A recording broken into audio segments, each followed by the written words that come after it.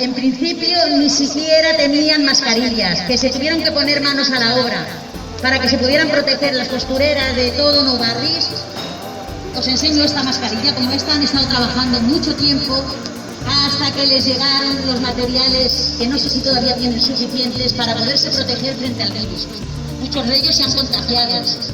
Sabemos que en toda España hay muchos profesionales que han fallecido por culpa de todo este problema, porque no se han podido proteger, porque no había dinero, porque llevaban desde el 2011 recortando en sanidad, lo llevamos denunciando un montón de años.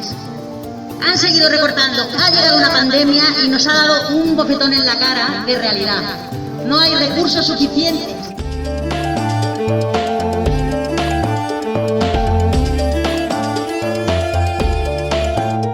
La sanitat pública i universal i de qualitat constitueix un dels pilars en el desenvolupament social amb equitat.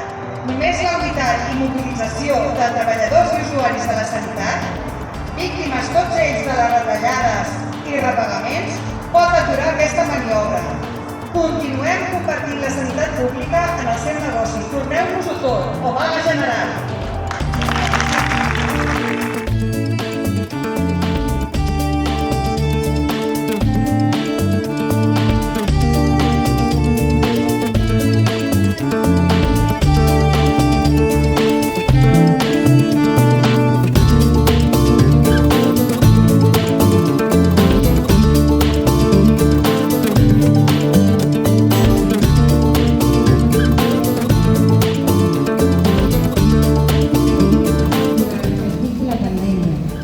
Però l'atenció primària ha de recuperar les dimensions que la defineixen: accessible, integral, resolutiva, continuada i longitudinal.